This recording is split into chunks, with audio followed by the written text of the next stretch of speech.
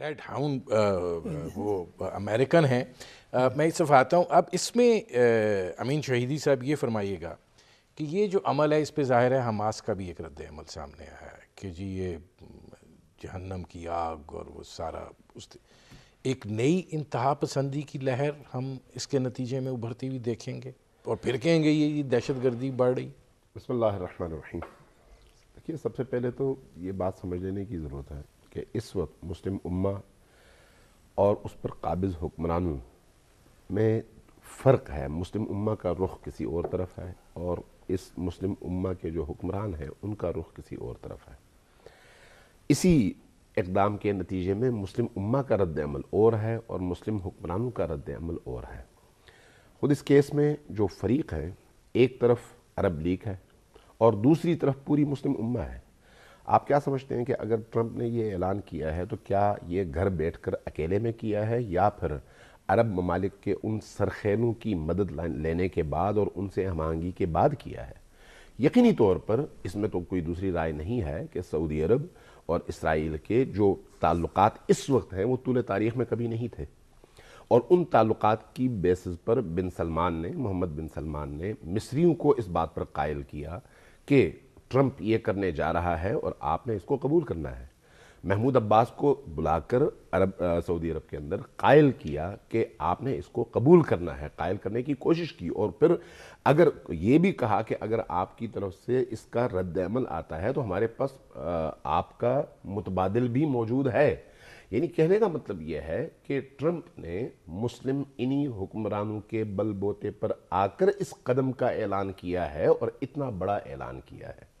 جب ایسا ہے تو اب جو ہے آپ کو مسلم امہ کے رد عمل کا سامنا تو کرنا پڑے گا. جب حکمران عوام کی امنگوں کے ترجمان نہیں بنیں گے تو خود بخود حکمرانوں اور عوام کے درمیان فاصلے بڑھیں گے.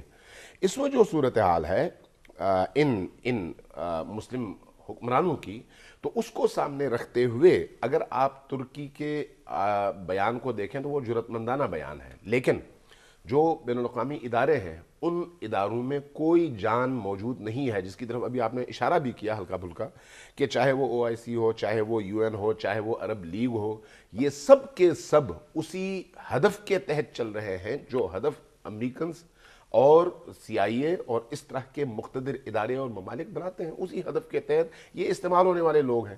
جب یہ استعمال ہوتے ہیں تو پھر اپنی قوم کا ترجمان بننے کی تو ان میں صلاحیت نہیں ہے.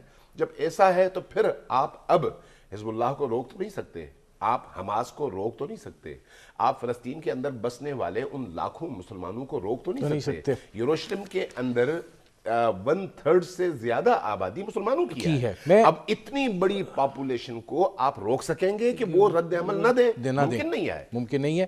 میں اب اس میں امین شہیدی صاحب, ڈونلڈ ٹرمپ صاحب کا کہتے ہیں کہ اس سے امن کا جو مشن ہے وہ آگے بڑھے گا.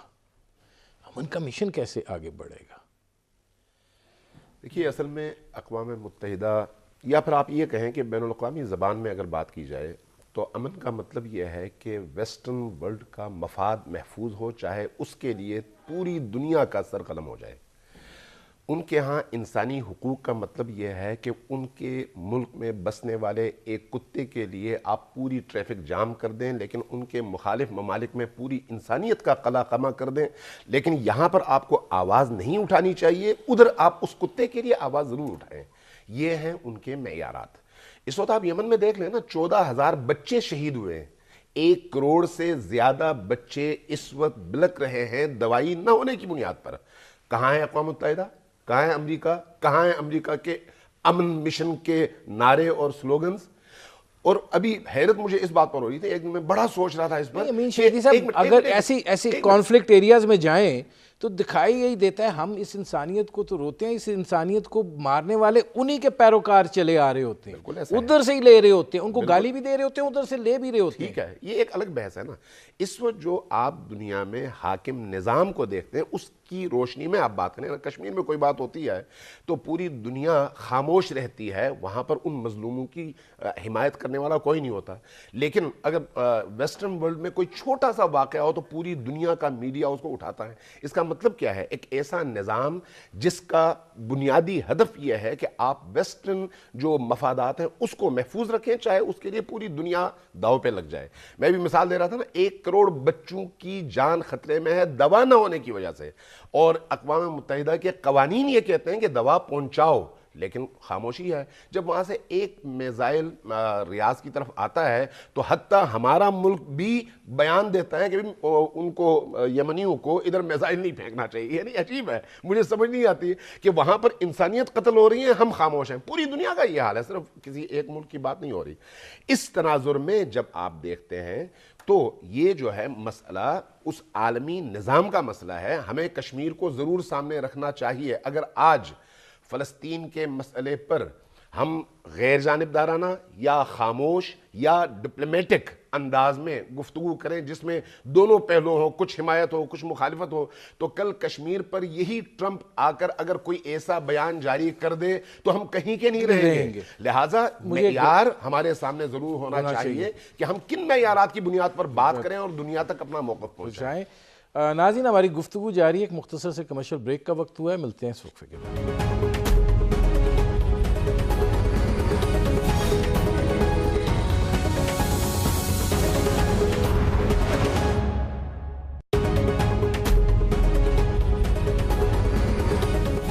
سمجھ لیا جائے کہ اسرائیل کو بطور ریاست اور بطور سٹیئرنگ ملک اس خطے کا، اس کو اب اس کی بنیاد نہیں، اس کے اس کردار کو اب تسلیم کر لیا گیا ہے، کچھ سے منوا لیا گیا ہے، کچھ سے منوا لیا جائے گا۔ دیکھیے، بنیادی طور پر امریکہ کی، یورپین یونین کی اور برطانیہ کی کوشش ہمیشہ یہی رہی ہے، چونکہ وہ سب اس بات پر متفق ہیں کہ اسرائیل کا اس خطے کے اندر طاقتور بننا ہی اس پورے خطے کے اندر امریکی اور مغربی مفادات کی محافظہ ہے۔ لیکن ابھی تو وہ مخالفت کر رہے ہیں۔ نہیں، یہ مخالفتیں تو اکثر ہوتی ہیں، لیکن درپردہ جب وہ کھانا پکتا ہے تو سب ساتھ میں کھاتے ہیں نا۔ یہ تو پوری تاریخ آپ پڑھ کے دیکھ لیجئے نا، صرف چند بیانات کی حد تک تو یہ بات ختم نہیں ہوتی۔ آپ ان کے عملی اقدامات دیکھیے نا، کیا خود سیریا کے مسئلے میں یہ سب ایک نہیں تھے؟ یمن کے مسئلے میں کیا یہ سب ایک نہیں تھے؟ اس سے پہلے مشرق وسطیٰ کے اندر جو آگ لگی گزشتہ ان 10 سالوں میں، کیا ان سب کے مفادات ایک جگہ جڑے ہوئے نہیں تھے؟ یہ جو جتنی دہشت گرد تنظیمیں بنی ہیں، کیا ان کو سپورٹ کرنے میں کیا ان سب کا کہیں نہ کہیں کوئی نہ کوئی رول نہیں تھا؟ جب آپ ایک تاریخی پس منظر میں ان کے کردار کو دیکھتے ہیں تو اسرائیل کو وجود بخشنے میں ظاہر ہے ان تمام ممالک کا ہاتھ ہے۔ جس طرح سے کشمیر کے مسئلے پہ زبانی بیانی حد تک جو ہے بات کر لینا الگ ہے، لیکن پریکٹیکلی ان سب کا وزن جو ہے انڈیا کے پلڑے میں جا کے گرتا ہے اور پاکستان اکیلا نظر آتا ہے۔ اسی طرح سے باقی عرب ممالک میں بھی ان کا رویہ یہی رہا ہے۔ اب آپ ذرا غور کریں، ابھی جن صاحب نے بڑی خوبصورت بات کی کہ ایران اور سعودیوں کا جو آپس کا اختلاف ہے اس کی وجہ سے مسلم امہ کو ایک بڑی مشکل کا سامنا ہے، کوئی دوسری رائے نہیں ہے اس میں، لیکن اس کے پس پردہ محرکات کو ضرور پیش نظر رکھنا چاہیے۔ وہی ایران اور وہی سعودی عرب 40 سال پہلے یہ دونوں ایک ہی کیمپ میں تھے، ایک ہی آقا کے دونوں غلام تھے، لہٰذا دونوں ایک تھے، ایک دوسرے کے سامنے ناچتے تھے اور علاقے کے مفادات کے حوالے سے امریکہ کے اشارے پر چلتے تھے۔ انقلاب آیا، ان کا کیمپ بدل گیا، وہ اسی کیمپ میں رہے۔ آج امریکہ پوری طرح سے سعودیوں کے ساتھ کھڑا ہے اور ایران پوری طرح سے مقابلے میں کھڑا ہے۔ یہ جو 500 ارب کا معاہدہ ہوتا ہے، تاریخ انسانی کا سب سے بڑا معاہدہ ہے یہ، تاریخ انسانی کا، یہ صرف سعودی عرب یا کسی ایک خطے کی تاریخ کی بات نہیں ہو رہی۔ اتنا بڑا معاہدہ کیوں؟ اس لیے کہ ٹرمپ کا جو لب و لہجہ ہے اس کو ہمارے عرب ممالک اور خصوصاً سعودی عرب جیسے ممالک افورڈ نہیں کر سکتے، لہٰذا پیسے دو، اس کی رضامندی حاصل کرو۔ تو اس بنیاد پر جب آپ فلسطین کے مستقبل کو دیکھیں گے تو آپ کو یہ نظر آئے گا کہ ان ممالک نے، مسلم ممالک نے ذہنی طور پر قبول کر لیا ہے کہ اسرائیل ایک حقیقت ہے، اس کو ہمیں تسلیم کرنا ہے، لیکن اس کے مقابلے میں جب آپ مسلم امہ کی بات کریں گے تو مسلم امہ کے اندر کوئی گنجائش نہیں ہے اس بات کی۔ اس میں یہ کوشش اپنی جگہ کے اوپر موجود ہے، وہاں پہ اب ایک نئے انتفاضہ، ایک نئے بلڈ شیڈ، ایک نئی اس کی ایک لہر اب اٹھے گی۔ دیکھیے بہرحال اور باقی لوگ تماشا دیکھیں۔ یہ 70 سال کا ایک ماضی ہے اس پوری مومنٹ کے حوالے سے، 70 سال کا ماضی۔ ان 70 سالوں میں میرا خیال ہے 6 سے 7 نسلیں گزر چکی ہیں، لیکن آج کی جو چھٹی یا ساتویں نسل ہے وہ بھی اپنے کاز کو نہ صرف بھولی نہیں ہے بلکہ میدان میں کھڑی ہے. اس کو کہتے ہیں مسلم امہ کی دلوں کی ترجمانی.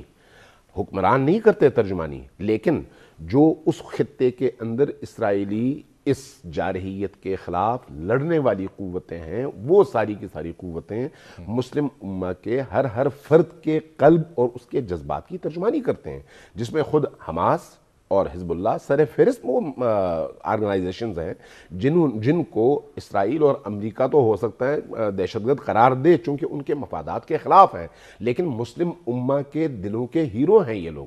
جب آپ بات کرتے ہیں نا گیپ سے اسامہ بن لادن جیسے لوگ نکلتے ہیں، میں یہ سمجھتا ہوں کہ مسلم امہ اور ہمارے حکمرانوں کے درمیان جو گیپ ہے اس سے امریکہ آ کر، یورپ آ کر، اسرائیل آ کر اسامہ جیسے لوگوں کو نکالتے بھی ہیں اور ان کو پروموٹ بھی کرتے ہیں. ورنہ اگر آپ عوام کی امنگوں کو دیکھیں تو عوام ہمیشہ پرامن جد و جہد کی طرف جاتی ہے، اور عوامی طاقت ہمیشہ وہ ہوتی ہے جس میں اسلحہ نہ ہو لیکن آواز ہو، جیسے بحرین میں آپ دیکھ رہے ہیں. اسی طرح سے فلسطین کے اندر جو مومنٹ چلی ہے اس مومنٹ میں اسلحہ استعمال نہیں ہوا. فلسطینیوں نے ہمیشہ غلیل سے اور اپنے ناروں سے اسرائیلیوں کے ناک میں دم کیا ہوا. لہٰذا اس حوالے سے جب آپ دیکھیں گے تو آپ کو یقین ہونا چاہیے کہ بلڈ شیڈ اگر ہو تو وہ اسرائیلیوں کی طرف سے ہوگا، مسلمانوں کی طرف سے نہیں ہوگا. یہ طاقتیں ہمیشہ عوامی امنگوں کی بنیاد پر سڑکوں پر آ کر اپنا احتجاج ریکارڈ کروائیں گی اور اسرائیل کو آگے بڑھنے سے روکیں گی، اور ٹرمپ کے اس فیصلے پر عمل درآمد ہونے سے پوری طرح سے روکنے کے لیے میدان میں اترے.